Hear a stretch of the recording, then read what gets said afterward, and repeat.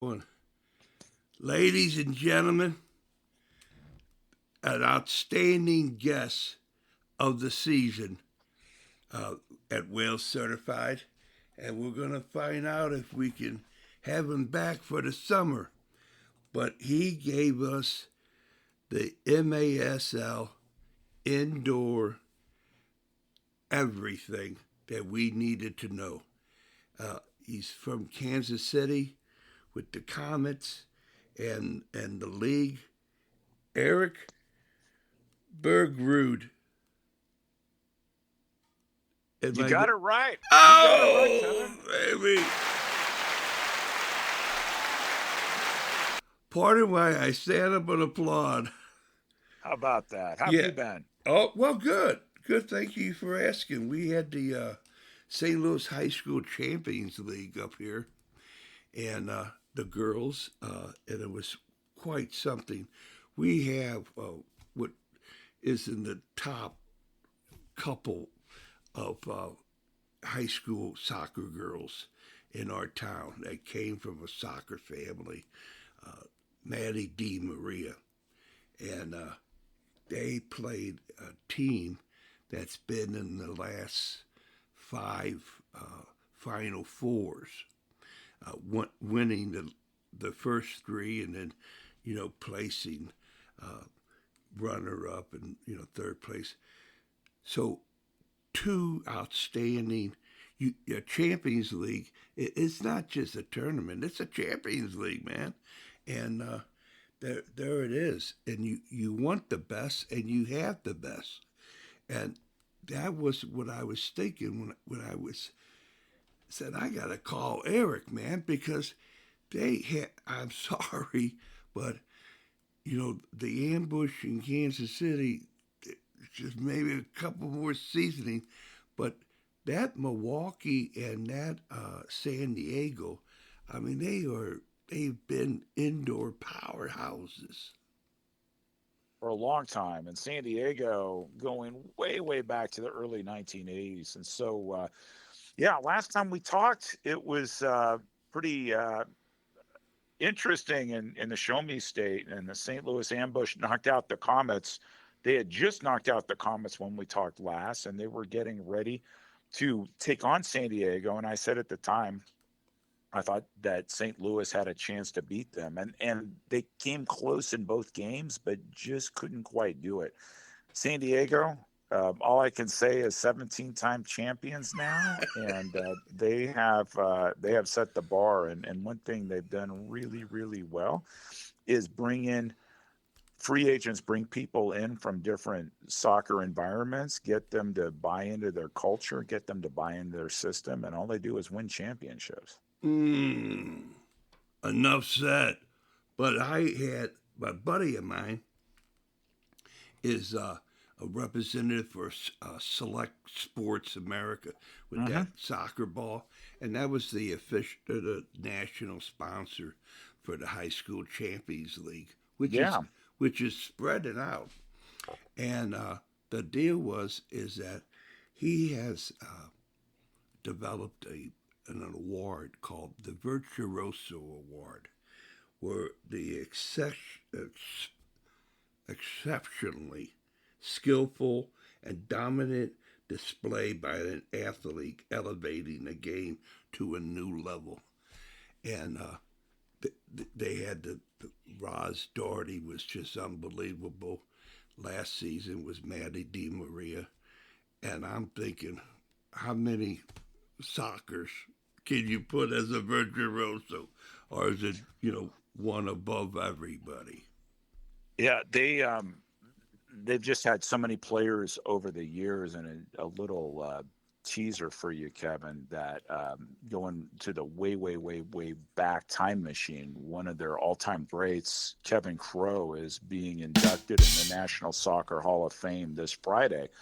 And he's going to be my guest tomorrow on my weekly show, 10 for 10. Oh, yeah, baby. Soccer leagues. And so he not only has experience playing for so many years for the Sockers, but he was on the U.S. national team both Olympic level, World Cup level, and has some great stories to share. And so they've been able at different periods of their history to identify talent.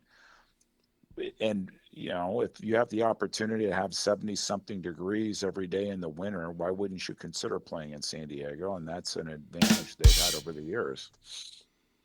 And you pointed it out, that Boris Bardal is really a fine gentleman and a great goalkeeper.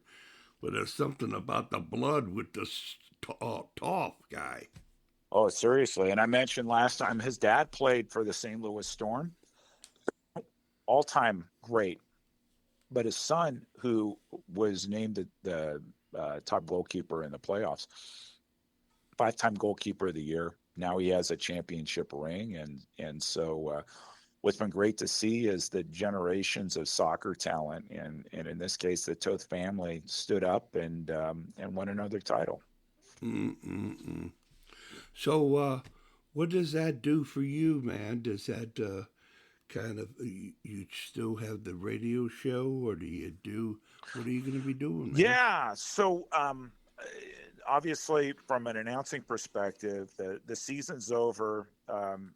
Preseason camps will slowly start in September. So for announcing, I'm on hiatus. For my show, I have 4 more episodes. So we'll have Kevin Crow in this week. See what I can share.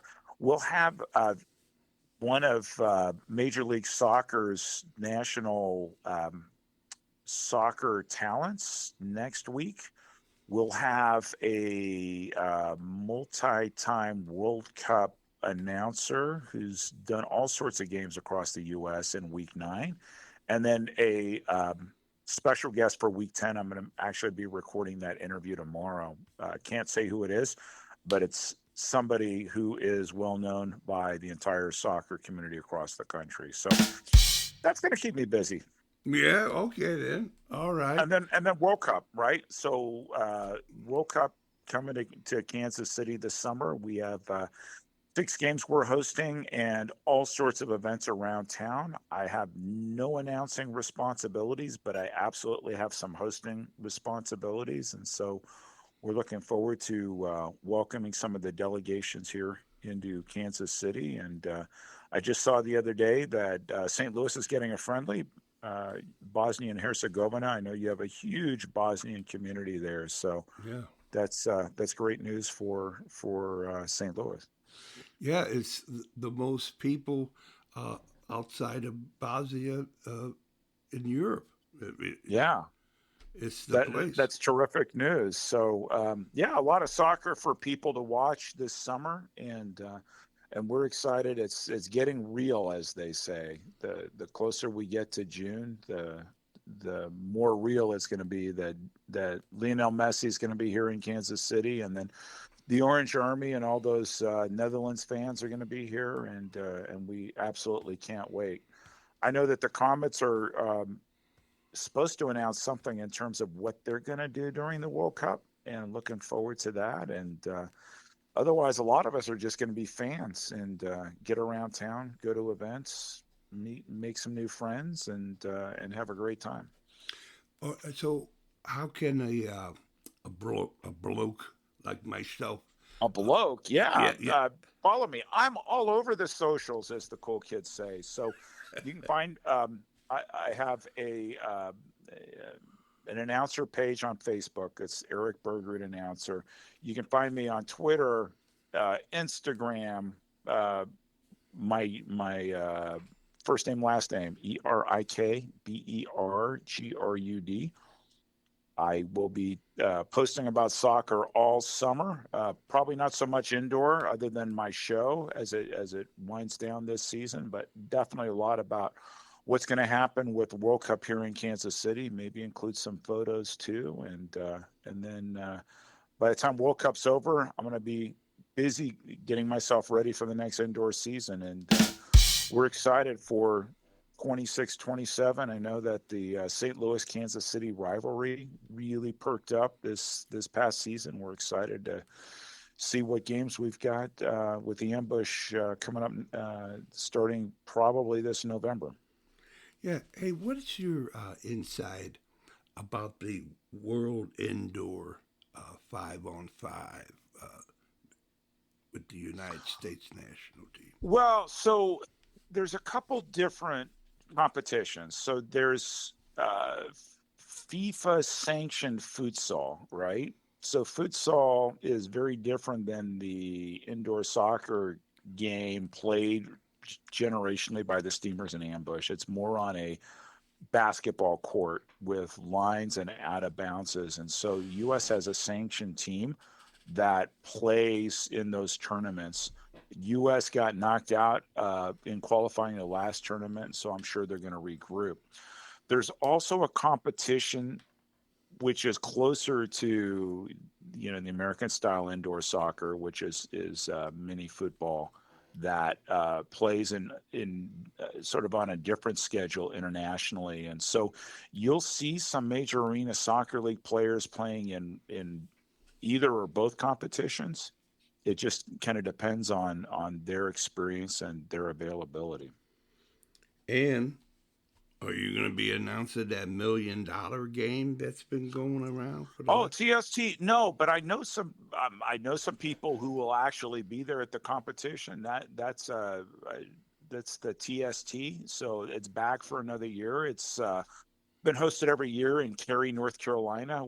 They have a great complex there that has hosted college games, professional games. The North Carolina Courage of the National Women's Soccer League play there as well.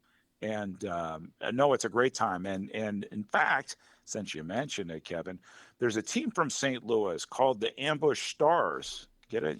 Ambush Stars. That will be participating. And I know that several of the Ambush guys have committed already. They haven't released their full roster, but that's a team that all St. Louis soccer fans should be able to get behind, and they're looking forward to a great tournament. Wow, man. Thank you for the heads up. Sure, a lot of soccer to watch. You just need to find baby. enough time in the day to flip your channels or change your what streaming device you're using, and just plenty of soccer out there. It's hard from an announcer's perspective to keep tabs on everything. I can only imagine on a fan's perspective. Sometimes you have to choose what you can focus on. Yeah. And that takes me to the current, the KC current. Yeah. You got any insight to be able to get on that? Because in my 2 cents, they should have you, man. You're the best of the best. Oh, no. There's people who do it well. I substituted for a game I was on a couple years ago. I did a game on local TV, but they've got great talent both on TV and radio. I think hopefully one of these years St. Louis will get its own NWSL team. You talked about the high school tournament there. I could only imagine what the crowds would be like for a professional women's game at Energizer Park.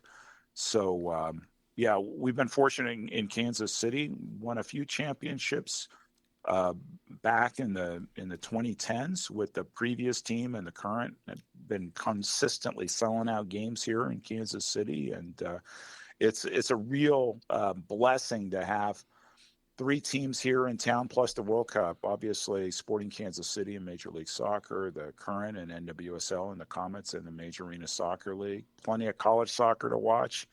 Just a lot happening. And for those of us who go back to the last century or millennium, depending on your perspective, I thank you. I don't know that people growing up today really appreciate all that they have compared to what we used to have in terms of the quantity of games that you can now watch, not just in person, but on TV. Didn't used to be that way. It's great that all these options are available today. Hey, you got 10 more minutes for me? I can give you 5. All right, then. Thank you. Bill McDermott, can you give us a heads up? How was that all about? Yeah, no, I had a great time, and it's funny that you mentioned him because he goes back to the soccer made in Germany days there in St. Woo! Louis, right? Toby Charles, baby. Yeah, absolutely. And so it was an honor having Bill on my show. If you go to the MASL's channel on YouTube, you can find my interview with Bill. We talked about the old days in St. Louis. We talked about the indoor era. He's called World Cups. I mean, he's done it just about Yes. everything. And so you can't think about the evolution of St. Louis soccer without having Bill McDermott front and center. And so he's just an encyclopedia of information. He's seen it all. He's seen the times. I mean, experiencing the times where you had the stars, then you lost the stars, and then you got the steamers, and then I mean, it's sort of been a roller coaster, and now you have a lot more predictability that didn't used to exist. And unfortunately, I think sometimes it's easy to take for granted what we have now. But if you've seen the highs and the lows, hopefully you appreciate the highs just a little bit more. Yeah.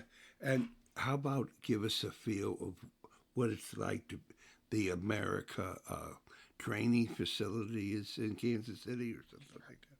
Yeah, well, so Sporting Kansas City built out I mean, for its time, it was like the prototype training facility that was supposed to be not just for them, but for U.S. soccer. The U.S. soccer has used it when they played in town, but now U.S. soccer has built its own training facility in Atlanta in partnership with Atlanta United's ownership group, the Arthur Blank. uh, U.S. soccer referees, U.S. soccer coaches use that facility quite a bit for trainings, etc. And it's such a good facility that Argentina selected it as its base camp. Argentina could have gone anywhere in the U.S. Oh yeah. to train for the World Cup. They chose that one because it's so good. Mm-mm-mm.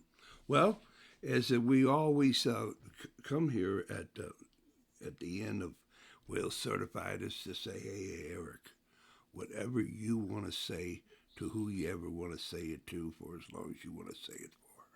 Well, hey, Kevin, first of all, I appreciate you inviting me on multiple times this MASL season. Excited for this summer of soccer. Excited not just for Kansas City, but everybody across the U.S. having an opportunity to welcome the world here. And I, for one, am not going to take it for granted. I'm going to try to watch as many games as I can, not just in person, but on TV as well. And if you have an opportunity, there's going to be all sorts of international visitors across the state of Missouri. Make a new friend and enjoy yourselves this summer. High, wide, and not so handsome. It was easier to make than miss. So we're going to have to develop here. You're going to have one of those moments to be able to, like Toby Charles, we're going to have an Erik moment. We'll see about that. But as always, it's great being on the Wales podcast. Hope you have a great day, Kevin, and we'll be in touch soon. All right, cheerio. He's the best of the best. Erik Berg. Oh, God, I forgot my notes. Bergrud. There you go. Bergrud. Bye-bye. Bye.